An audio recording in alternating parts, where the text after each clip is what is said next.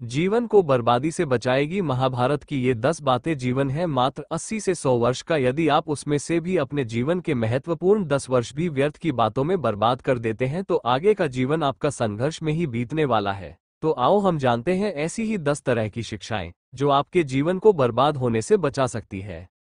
हथियार से ज्यादा घातक बोल वचन। ये बात तो सभी जानते होंगे कि किसी के द्वारा दिया गया बयान परिवार, समाज, राष्ट्र या धर्म को नुकसान पहुंचा सकता है। हमारे नेता, अभिनेता और तमाम तरह के सिंहासन पर विराजमान तथाकथित लोगों ने इस देश को अपने बोल वचन से बहुत ज्यादा नुकसान पहुंचाया है। आप भी आजकल के आधुनिक माध्यमों फेसबुक, ट्विटर, व्हाट्सएप के माध्यम से ऐसा करते होंगे। महाभारत का युद्ध नहीं होता यदि कुछ लोग अपने वचनों पर संयम रख लेते। आपने द्रौपदी का नाम तो सुना ही है। इंद्रप्रस्थ में एक बार जब महल के अंदर दुर्योधन एक जल से भरे कुंड को फर्शी समझकर उसमें गिर पड़े थे तो ऊपर से हंसते हुए द्रौपदी ने कहा था, अंधे का पुत्र भी अंधा। बस यही बात दुर्योधन को चुभ गई थी, जिसका परिणाम द्रौपदी चीरहरण के रूप में हुआ था। शिशुपाल के बारे में भी आप जानते ही होंगे। भगवान कृष्ण ने उसके 10 अपमान भरे वाक्य माफ कर दिए थे। शकुनी की तो हर बात पांडवों को चुभ जाती थी। सबक ये कि कुछ भी बोलने या लिखने से पहले हमें सोच लेना चाहिए कि इसका आपके जीवन, परिवार या राष्ट्र पर क्या असर होगा और इससे कितना नुकसान हो सकता है। इसका मनोवैज्ञानिक असर क्या है। इसीलिए कभी किसी का अपमान मत करो। अपमान की आग बड़े बड़े साम्राज्य नष्ट कर देती है। कभी किसी मनुष्य के व्यवसाय या नौकरी को छोटा मत समझो, उसे छोटा मत कहो। संगत हो अच्छी तो जिंदगी होगी अच्छी। कहते हैं कि जैसी संगत वैसी पंगत और जैसी पंगत वैसा जीवन। आप लाख अच्छे हैं लेकिन यदि आपकी संगत बुरी है तो आप बर्बाद हो जाएंगे। लेकिन यदि आप लाख बुरे हैं और आपकी संगत अच्छे लोगों से है और आप उनकी सुनते भी हैं तो निश्चित ही आप बर्बाद होने से बच जाएंगे। कई लोग हैं जिन्होंने अपनी दोस्ती के चक्कर में अपनी जिंदगी बर्बाद कर ली, लेकिन वो दोस्त आपको बर्बाद करने खुद आबाद हो गया। ऐसे भी कई लड़कियां हैं जो अपने रिश्तों को दोस्ती का नाम देती हैं और ऐसे भी कई लड़के हैं जो अपने रिश्तों को दोस्ती कहते हैं। सही मायने में ये दुनिया का सबसे बड़ा झूठ है। लिव इन रिलेशन में रहने वाले 96% लड़कियों की जिंदगी बर्बाद हो चुकी है। आजकल हर कोई व्यक्ति अच्छा ही नजर आता है क्योंकि वह अपनी जिंदगी के सच हो अच्छे से छुपने में उस्ताद हो चला है। महाभारत में दुर्योधन उतना बुरा नहीं था जितना कि उसको बुरे मार्ग पर ले जाने के लिए मामा शकुनी दोषी थे। शकुनी मामा जैसी आपने संगत पाल रखी है तो आपका दिमाग चलना बंद ही समझो। जीवन में नकारात्मक लोगों की संगति में रहने से आपके मन और मस्तिष्क पर नकारात्मक विचारों का ही प्रभाव बलवान रहेगा। ऐसे में सकारात्मक या अच्छे भविष्य की कामना व्यर्थ है। दोस्त और दुश्मन की पहचान करना सीखें। महाभारत में कौन किसका दोस्त और कौन किसका दुश्मन था ये कहना बहुत ज्यादा मुश्किल तो नहीं, लेकिन ऐसे कई मित्र थे जिन्होंने अपनी ही सेना के साथ विश्वासघात किया। ऐसे भी कई लोग थे जो ऐनवक्त पर पाला बदलकर कौरवों या पांडवों के साथ चले गए। शल्य और युयुत्सु इसके उदाहरण है। इसीलिए कहते हैं कि कई बार दोस्त के भेष में दुश्मन हमारे साथ आ जाते हैं और हमसे कई तरह के राज लेते रहते हैं। कुछ ऐसे भी दोस्त होते हैं जो दोनों तरफ होते हैं। ऐसे दोस्तों पर भी कतई भरोसा नहीं किया जा सकता, इसलिए किसी पर भी आंख मूंद कर विश्वास नहीं करना चाहिए। अब आप ही सोचिए कि कौरवों का साथ दे रहे भीष्म, द्रोण और विदुर ने अंततः युद्ध में पांडवों का ही साथ दिया। ये लोग लड़ाई तो कौरवों की तरफ से लड़ रहे थे लेकिन प्रशंसा पांडवों की करते थे और युद्ध जीतने के उपाय भी पांडवों को ही बताते थे। अच्छे दोस्तों की कद्र करो। ईमानदार और बिना शर्त समर्थन देने वाले दोस्त भी आपका जीवन बदल सकते हैं। पांडवों के पास भगवान श्री कृष्ण थे तो कौरवों के पास महान योद्धा कर्ण थे। इन दोनों ने ही दोनों पक्षों को बिना शर्त अपना पूरा साथ और सहयोग दिया था। यदि कर्ण को छल से नहीं मारा जाता तो कौरवों की जीत तय थी। पांडवों ने हमेशा श्रीकृष्ण की बातों को ध्यान से सुना और उस पर अमल भी किया, लेकिन दुर्योधन ने कर्ण को सिर्फ एक योद्धा समझकर उसका पांडवों की सेना के खिलाफ इस्तेमाल किया। यदि दुर्योधन कर्ण की बात मानकर कर्ण को घटोत्कच को मारने के लिए दबाव नहीं डालता तो जो अमोघ अस्त्र कर्ण के पास था उससे अर्जुन मारा जाता। अगर मित्रता करो तो उसे जरूर निभाओ, लेकिन मित्र होने का यह मतलब नहीं कि गलत काम में भी मित्र का साथ दो। अगर आपका मित्र कोई ऐसा कार्य करे जो नैतिक, संवैधानिक या किसी भी नजरिए से सही नहीं है तो उसे गलत राह छोड़ने के लिए कहना चाहिए। जिस व्यक्ति को हितैषी, सच बोलने वाला, विपत्ति में साथ निभाने वाला, गलत कदम से रोकने वाला मित्र मिल जाता है उसका जीवन सुखी है। जो उसकी नेक राय पर अमल करता है उसका जीवन सफल होता है। लड़ाई से डरने वाले मिट जाते हैं।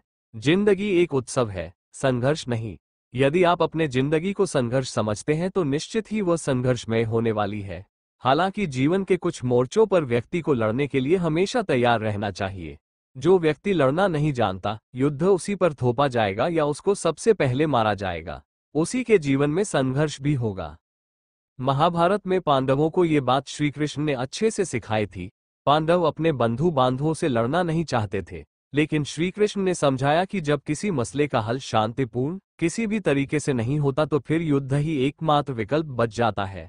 कायर लोग युद्ध से पीछे हटते हैं, इसीलिए अपनी चीज को हासिल करने के लिए कई बार युद्ध करना पड़ता है, अपने अधिकारों के लिए कई बार लड़ना पड़ता है। जो व्यक्ति हमेशा लड़ाई के लिए तैयार रहता है, लड़ाई उस पर कभी भी थोपी नहीं जाती है। बुराइयों से दूर रहो, बुराइयों का एक दिन अंत होता ही है। आपकी उम्र यदि 18 से 35 वर्ष के भीतर है तो निश्चित ही आप एक ऐसे दौर से गुजर रहे हैं जबकि आपको हर तरह की बुराइयां आकर्षित करेंगी। कलिकाल में शराब, जुआ, नाच गाना, सेक्स, लिव इन रिलेशनशिप, फिल्मी चक्कर, देवी देवताओं का अपमान, मंदिर नहीं जाना आदि ऐसी बातें हैं जो आपका जीवन बर्बाद करके रख देने वाली है। आधुनिकता या मॉडर्निटी के नाम पर लोग बहुत सी ऐसी भी बातें अपनाने लगे हैं जो कि धर्म, संस्कृति और समाज के विरुद्ध है। अंततः उन्हें इसका परिणाम भी भुगतना होता है। आए दिन अखबारों में पढ़ते रहने के बाद भी लोग सुधरना नहीं चाहते हैं। शकुनी ने पांडवों को फंसाने के लिए जुए का आयोजन किया था, जिसके चलते पांडवों ने अपना सब कुछ दांव पर लगा दिया था। अंत में उन्होंने द्रौपदी को भी दांव पर लगा दिया था। ये बात सभी जानते हैं कि फिर क्या हुआ। अतः जुए, सट्टे, शराब, मांसाहार, षड्यंत्र आदि बुराइयों से हमेशा दूर रहो। ये चीजें मनुष्य का जीवन अंधकार में बना देती हैं। किसी भी रूप में ये कार्य निंदनीय और वर्जित माने गए हैं। शिक्षा का सदुपयोग जरूरी। यदि आप स्कूल में अच्छे से नहीं पढ़े हैं तो आपके लिए मौका है कॉलेज में अच्छे से पढ़ने का। यदि वहां भी आप अच्छे से नहीं पढ़े हैं तो फिर आगे की जिंदगी आपकी संघर्ष में ही रहने वाली है। तब सदुपयोग वाला पॉइंट आपके लिए व्यर्थ है। समाज ने एक महान योद्धा कर्ण को तिरस्कृत किया था, जो समाज को बहुत कुछ दे सकता था, लेकिन समाज ने उसकी कद्र नहीं की क्योंकि उसमें समाज को मिटाने की भावना थी। कर्ण के लिए शिक्षा का उद्देश्य समाज की सेवा करना नहीं था, अपितु वो अपने सामर्थ्य को आधार बनाकर समाज से अपने अपमान का बदला लेना चाहता था। समाज और कर्ण दोनों को ही अपने अपने द्वारा किए गए अपराध के लिए दंड मिला है और आज भी मिल रहा है। कर्ण यदि यह समझता कि समाज व्यक्तियों का एक जोड़ मात्र है जिसे हम लोगों ने ही बनाया है, तो संभवतः वो समाज को बदलने का प्रयास करता, न कि समाज के प्रति घृणा करता। अधूरी शिक्षा खतरनाक। मालवा में एक कहावत है कि थोथा चना बाजे घना, अर्थात जो अधूरे ज्ञान हासिल किए हुए लोग रहते हैं वे बहुत वाचाल होते हैं, हर बात में अपनी टांग अड़ाते हैं और हर विषय पर अपना ज्ञान बघाड़ने लगते हैं। लेकिन कभी कभी यह अधूरा ज्ञान भारी भी पड़ जाता है। पहली बात तो ये कि इससे समाज में भ्रम की स्थिति निर्मित होती है और दूसरी बात ये कि ऐसा व्यक्ति जिंदगी भर कंफ्यूज ही रहता है। कहते हैं कि अधूरा ज्ञान सबसे खतरनाक होता है। इस बात का उदाहरण है अभिमन्यु। अभिमन्यु बहुत ही वीर और बहादुर योद्धा था, लेकिन उसकी मृत्यु जिस परिस्थिति में हुई उसके बारे में सभी जानते हैं। मुसीबत के समय यह अधूरा ज्ञान किसी भी काम का नहीं रहता है। आप अपने ज्ञान में पारंगत बने, किसी एक विषय में तो दक्षता हासिल होना ही चाहिए। शिक्षा और योग्यता के लिए जुनूनी बनो। व्यक्ति के जीवन में उसके द्वारा हासिल शिक्षा और उसकी कार्य योग्यता ही काम आती है। दोनों के प्रति एकलव्य जैसा जुनून होना चाहिए, तभी वह हासिल होती है। अगर आप अपने काम के प्रति जुनूनी हैं तो कोई भी बाधा आपका रास्ता नहीं रोक सकती। एकलव्य इसका सबसे बड़ा उदाहरण है, जिन्होंने छिपकर वह सब कुछ सीखा जो गुरु द्रोणाचार्य अर्जुन को सिखाते थे। एकलव्य की लगन और मेहनत का ही नतीजा था जो वे अर्जुन से भी बेहतर धनुर्धर बन गए थे। शिक्षा या ज्ञान का हो सही क्रियान्वयन। शिष्य या पुत्र को ज्ञान देना माता पिता व गुरु का कर्तव्य है, लेकिन सिर्फ ज्ञान से कुछ भी हासिल नहीं होता। बिना विवेक और सद्बुद्धि के ज्ञान अकर्म या विनाश का कारण ही बनता है, इसलिए ज्ञान के साथ विवेक और अच्छे संस्कार देने भी जरूरी है। इसके अलावा वह ज्ञान भी निष्प्रयोजन सिद्ध होता है जिसे हासिल करने वाला व्यक्ति योग्य नहीं है, अर्थात जिसका कोई व्यक्तित्व और कार्य करने की क्षमता नहीं है। जीवन हो योजनाओं से भरा। भगवान श्री कृष्ण के अनुसार जीवन का बेहतर प्रबंधन करना जरूरी है। जीवन के किसी भी क्षेत्र में बेहतर रणनीति आपके जीवन को सफल बना सकती है, और यदि कोई योजना या रणनीति नहीं है तो समझो जीवन एक अराजक भविष्य में चला जाएगा जिसके सफल होने की कोई गारंटी नहीं। भगवान श्री कृष्ण के पास पांडवों को बचाने का कोई मास्टर प्लान नहीं होता तो पांडवों की कोई औकात नहीं थी कि वे कौरवों से किसी भी मामले में जीत जाते। उनकी जीत के पीछे श्री कृष्ण की रणनीति का बहुत बड़ा योगदान रहा। यदि आपको जीवन के किसी भी क्षेत्र में जीत हासिल करना हो और यदि आपकी रणनीति और उद्देश्य सही है तो आपको जीतने से कोई रोक नहीं सकता। कर्मवान बनो। जिंदगी भाग्य से नहीं चलती। भाग्य भी तभी चलता है जब कर्म का चक्का घूमता है। इंसान की जिंदगी जन्म और मौत के बीच की कड़ी भर है। ये जिंदगी बहुत छोटी है, कब दिन गुजर जाएंगे आपको पता भी नहीं चलेगा, इसलिए प्रत्येक दिन का भरपूर उपयोग करना चाहिए। कुछ ऐसे भी कर्म करना चाहिए जो आपके अगले जीवन की तैयारी के हों। अतः इस जीवन में जितना हो सके उतने अच्छे कर्म कीजिए। एक बार यह जीवन बीत गया तो फिर आपकी प्रतिभा, पहचान, धन और रुतबा किसी काम नहीं आएंगे। भावुकता कमजोरी है। धृतराष्ट्र अपने पुत्रों को लेकर जरूरत से ज्यादा ही भावुक और आसक्त थे। यही कारण रहा कि उनका एक भी पुत्र उनके वश में नहीं रहा। वे पुत्र मोह में भी अंधे थे। जरूरत से ज्यादा भावुकता कई बार इंसान को कमजोर बना देती है और वो सही गलत का फर्क नहीं पहचान पाता। कुछ ऐसा ही हुआ महाभारत में धृतराष्ट्र के साथ, जो अपने पुत्र मोह में आकर सही गलत का फर्क भूल गए। सरल भावार्थ। बुरे हालात या मुसीबतों के वक्त जो इंसान दुखी होने की जगह पर संयम और सावधानी के साथ पुरुषार्थ, मेहनत या परिश्रम को अपनाए और सहनशीलता के साथ कष्टों का सामना करे तो उससे शत्रु या विरोधी भी हार जाते हैं।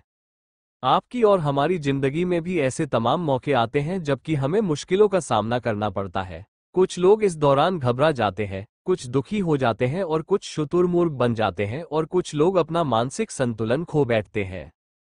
मानसिक रूप से दृढ़ व्यक्ति ही ऐसे हालात में शांतचित्त रहकर धैर्य और संयम से काम लेकर सभी को ढांढस बंधाने का कार्य करता है और इन मुश्किल हालात से सभी को बाहर निकाल लाता है। परिवार, समाज या कार्य क्षेत्र में आपसी टकराव, संघर्ष और कलह होते रहते हैं, लेकिन इन सभी में संयम जरूरी है। अहंकार और घमंड होता है पतन का कारण। अपनी अच्छी स्थिति, बैंक बैलेंस, संपदा, सुंदर रूप और विद्वता का कभी अहंकार मत कीजिए।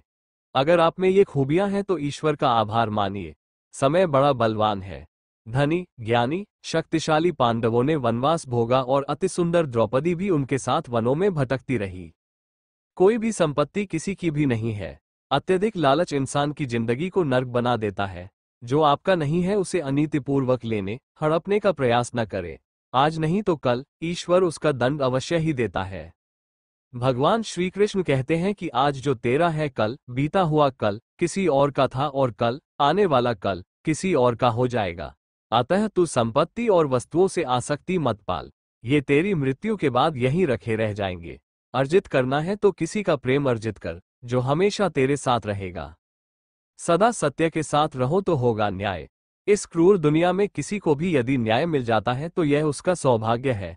दुनिया का अधिकतर हिस्सा न्यायविहीन है। लोग लड़ रहे हैं, एक दूसरे को मार रहे हैं, निर्दोष जेल में है और दोषी मजे से बाहर घूम रहे हैं। इसलिए ये जरूर है कि खुद के साथ अन्याय न हो, इसका ध्यान रखो। लेकिन यह आपके या हमारे बस की बात नहीं, यह न्याय व्यवस्था और सरकारें तय करती है।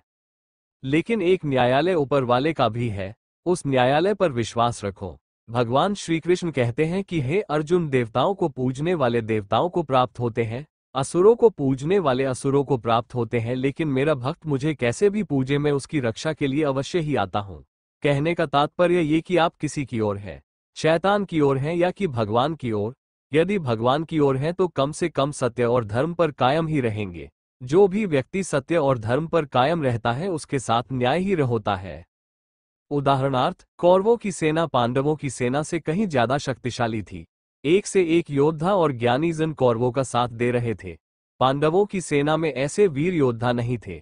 जब श्री कृष्ण ने दुर्योधन से कहा कि तुम मुझे या मेरी नारायणी सेना में से किसी एक को चुन लो तो दुर्योधन ने श्री कृष्ण को छोड़कर उनकी सेना को चुना। अंततः पांडवों का साथ देने के लिए श्री कृष्ण अकेले रह गए। कहते हैं कि विजय उसकी नहीं होती जहां लोग ज्यादा हैं, ज्यादा धनवान हैं या बड़े पदाधिकारी हैं। विजय हमेशा उसकी होती है जहां ईश्वर है, और ईश्वर हमेशा वही है जहां सत्य है। इसलिए सत्य का साथ कभी न छोड़े।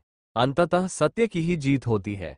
आप सत्य की राह पर हैं और कष्टों का सामना कर रहे हैं, लेकिन आपका कोई परिचित अनीति, अधर्म और खोटे कर्म करने के बावजूद संपन्न है, सुविधाओं से मालामाल है, तो उसे देखकर अपना मार्ग न छोड़े। आपकी आंखें सिर्फ वर्तमान को देख सकती हैं, भविष्य को नहीं।